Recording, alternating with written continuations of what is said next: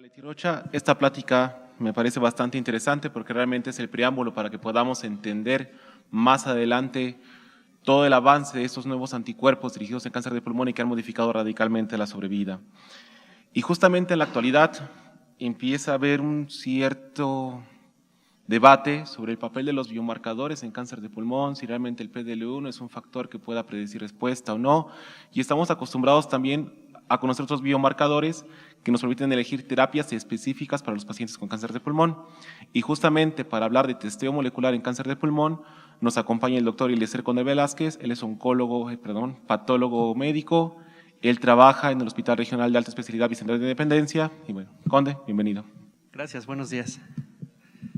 Agradezco al doctor Hernández la invitación, a la Sociedad Mexicana de Oncología por la oportunidad. Les voy a hablar del testeo molecular en cáncer de pulmón de células no pequeñas. Y entonces todo comienza con la clasificación histológica. Y desde hace mucho tiempo existe la clasificación de carcinoma de células pequeñas, que involucra el carcinoma neuroendocrino y tumores afines, y el carcinoma de células no pequeñas. Esta clasificación como tal, como que recuerda un poco a Chabelo. Es muy antigua, ya tienes más opciones para diagnosticar, pero sin embargo se siente cierta nostalgia y tiene cierta vigencia aún. Entonces, dentro del carcinoma de células no pequeñas, tenemos al carcinoma epidermoide o escamoso, al adenocarcinoma y otros carcinomas, como el de células grandes, el adenoescamoso, el carcinoma pleomorfo y el carcinoma linfoepitelioma-like. Vamos a ver brevemente algunos de estos. Este ejemplo es de un adenocarcinoma acinar que tiene la formación de glándulas. Quizá ahí en el proyector no se alcanza a ver bien, pero son estas formaciones como en donas o acinos, y por eso este adenocarcinoma actualmente se le debe denominar predominantemente acinar. Existe el adenocarcinoma predominantemente sólido, porque en efecto las células del tumor se juntan en nidos sólidos. El adenocarcinoma predominantemente papilar, que tiene formación o presencia de verdaderos tallos fibrovasculares, de las cuales emanan células neoplásicas, y el carcinoma micropapilar, que son estas formaciones, valga su nombre, micropapilares, y no tienen ese centro fibrovascular.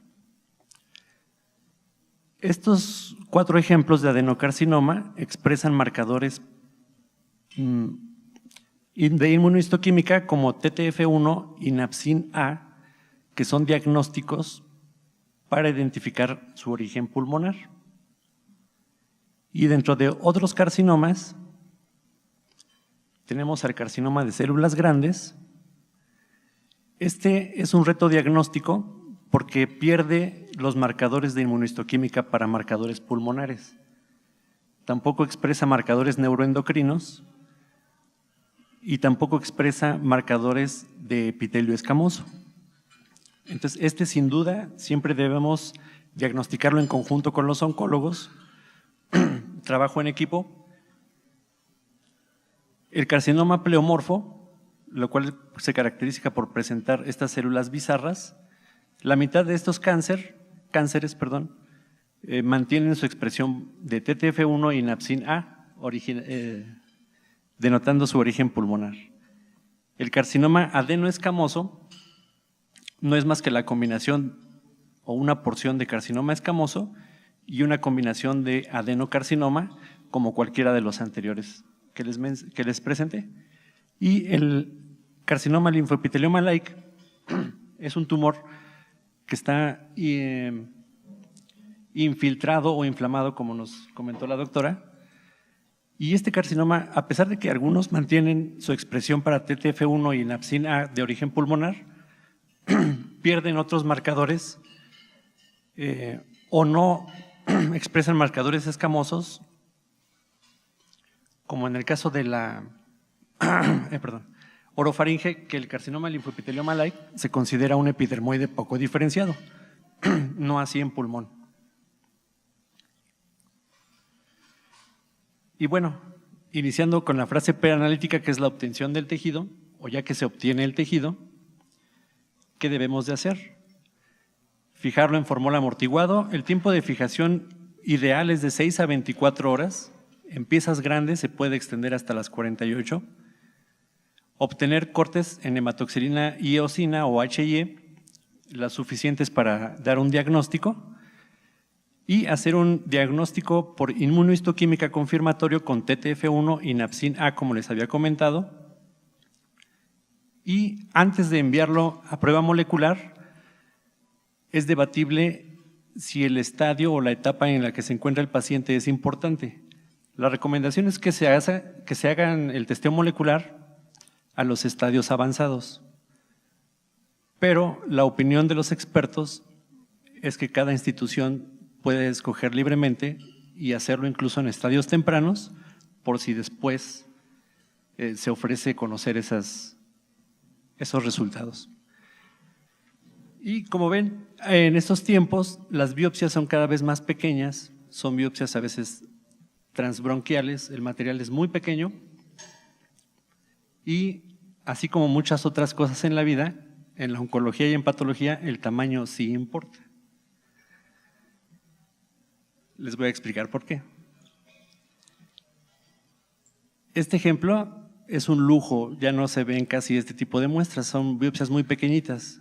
Y vean, necesitamos tejido para la tinción de HIE, para la inmunohistoquímica confirmatoria y para las pruebas moleculares. Y aquí hay una cascada que igualmente nos menciona HIE, y podemos enviar o hacer cortes no teñidos para el testeo molecular. Entonces, en pulmón sí, la mayor cantidad de tejido que se pueda obtener es lo mejor o es lo ideal.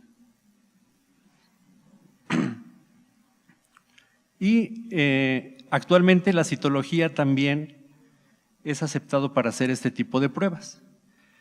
Y en citología se puede utilizar, principalmente en España utilizan el Rapid On-Site Evaluation, que es hacer un estudio transoperatorio de una biopsia por aspiración transbronquial guiada por ultrasonido.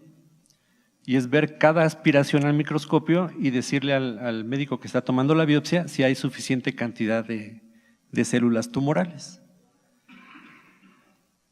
Y bueno, se pueden también hacer bloques celulares o técnicas convencionales, ya sean cepillados o lavados bronquiolo-alveolares. Son materiales adecuados para hacer el testeo molecular.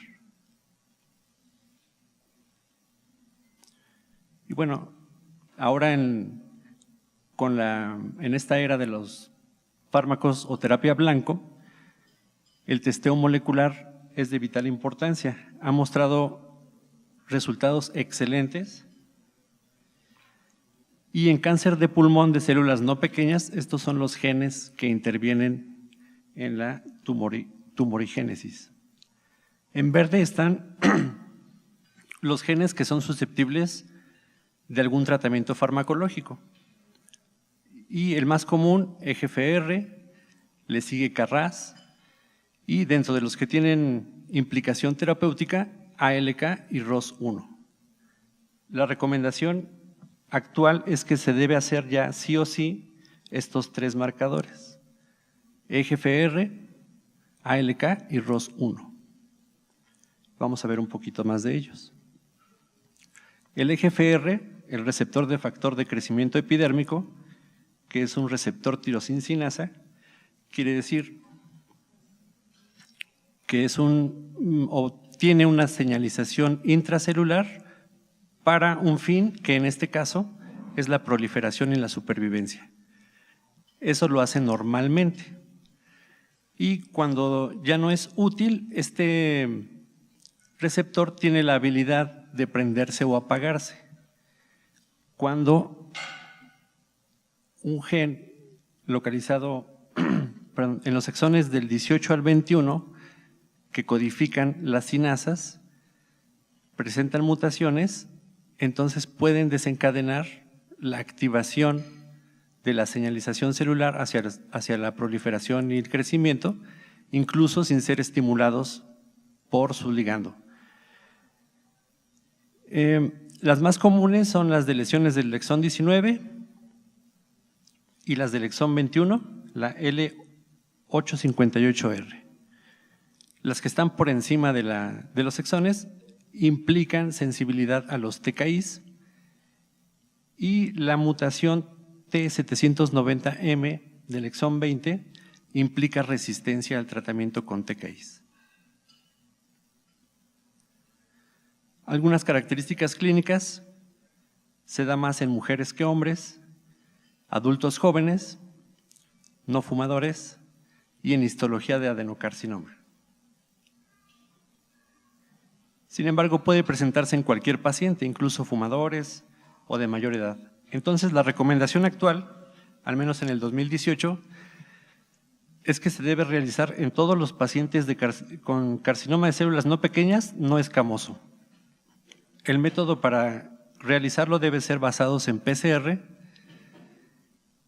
y el porcentaje de células malignas presentes debe ser del 20%. En las recomendaciones del 2013 establecían 50% del tumor, ahora ya se bajó al 20%. Y no usar inmunohistoquímica para EGFR para determinar la mutación. La inmunohistoquímica puede detectar esto, pero no puede detectar la mutación. Entonces no es de utilidad. Y todos los tumores van a presentar en algún tiempo resistencia a los TKIs. La recomendación es que hacer una rebiopsia para identificar la mutación C790 del exón 20. Y si la presenta o no, poder elegir o que ustedes elijan el fármaco adecuado. En pacientes que es imposible por alguna razón hacer la rebiopsia, aquí el papel de la biopsia líquida o el DNA circulante puede tener cierta utilidad. El ALK o la cinasa del linfoma anaplásico, de ahí sus iniciales, va a presentar un rearreglo genético, una fusión. Y se ha visto predominantemente en adenocarcinomas predominantemente acinares. Lo que va a hacer ALK cuando encuentra un compañero de fusión es que va el crecimiento celular, la proliferación y va a bloquear la apoptosis. Dentro de las fusiones, la más frecuente es la de EML4, que es el microtúbulo del equinodermo, así le pusieron. Hay 9 de este tipo y otras como el KIF58, el TFG. El método que se usa, ya sea FISH o inmunohistoquímica, no detecta el tipo especial, solo detecta que hay la presencia de una fusión. Entonces, el método FISH o inmunohistoquímica, en la recomendación del año pasado ya se agrega la inmunohistoquímica como válido por la presencia de estas dos clonas, la 5A4 de Leica y el D5F3 de Ventana, que han mostrado sensibilidad y especificidad muy semejante a los resultados obtenidos por FISH. Y no usar la clona CD246, que es la que se usa para el linfoma anaplásico, porque tiene una baja sensibilidad en pulmón. ROS1 entra ya en las recomendaciones del año pasado como una prueba que se tiene que hacer forzosamente. Si bien solo se presenta en un 1% de los casos, su implicación terapéutica es importante. Es el receptor tirosina sinasa de la familia de receptores de la insulina. Igualmente, como ALK, es un rearreglo genético por fusión y el mecanismo es parecido, encuentra un compañero de fusión y entonces hay crecimiento celular, proliferación e inhibición de la apoptosis. Los más destacados es la fusión con CD4. No. SLC y son susceptibles a la terapia con crizotinib. En algunos estudios han demostrado supervivencia libre de progresión desde los 9 hasta los 19 meses. Y por lo tanto, por eso se hizo obligatoria hacer este marcador. En cualquier paciente con adenocarcinoma, el método ideal es FISH o PCR. Sin embargo, existe un anticuerpo con inmunohistoquímicas que es el D4D6 y debido a una sensibilidad del 100% se puede utilizar como cribado de esta prueba.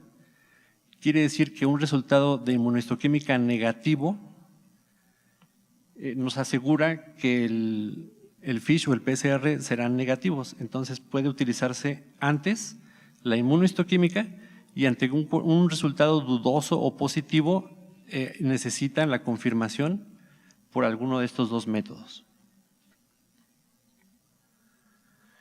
Y BRAF, si bien actualmente no está recomendado hacerlo rutinariamente, parece ser que en la siguiente revisión sea el candidato más fuerte a entrar como uno de las pruebas que se tenga que hacer también forzosamente.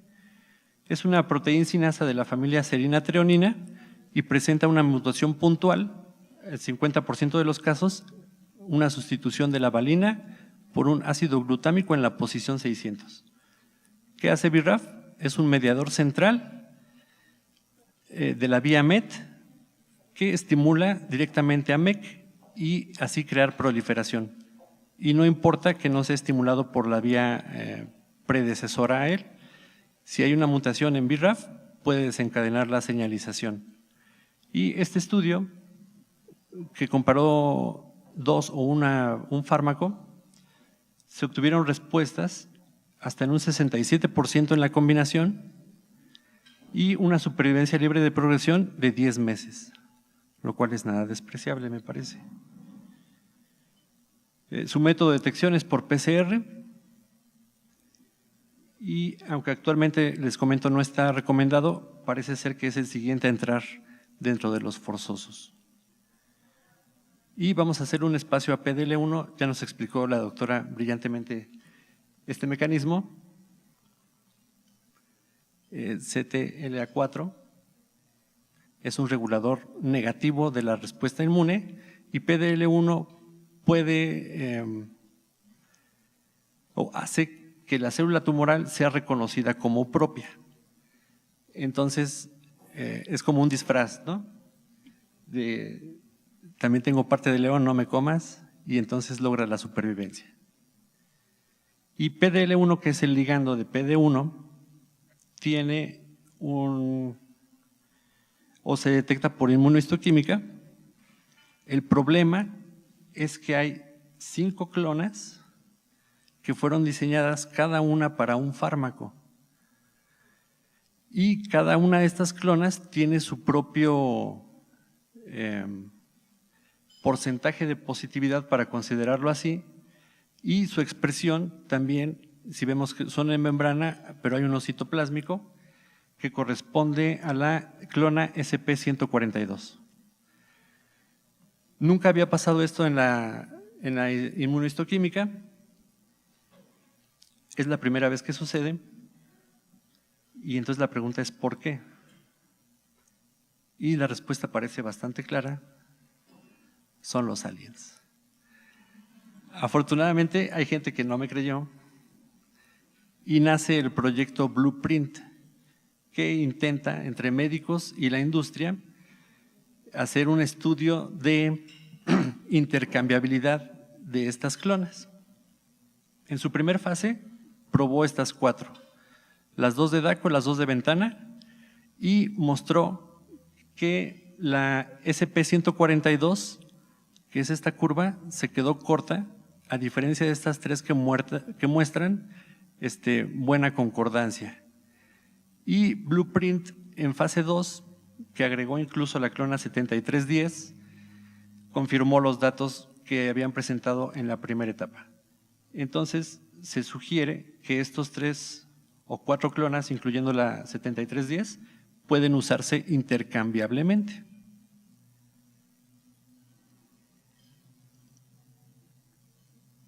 Y para finalizar este esquema, ante un células no pequeñas no escamoso y un escamoso, los pasos a seguir, de acuerdo a la mutación es el tratamiento que van a recibir, y también para la inmunoterapia, de acuerdo a la expresión es el medicamento que van a recibir. En este caso de GFR, cuando hay resistencia, se hace la determinación a la mutación y se elige el fármaco. PDL1 no es perfecto. ¿Qué es lo que sigue? Se están desarrollando ya por secuenciadores de nueva generación en base a captura de híbridos el tumor burden o la carga mutacional, que parece indicar que puede, aunque ya se hace, mostrar una mayor predicción a la terapia, inmunoterapia, perdón. Y con eso termino. Gracias por su atención.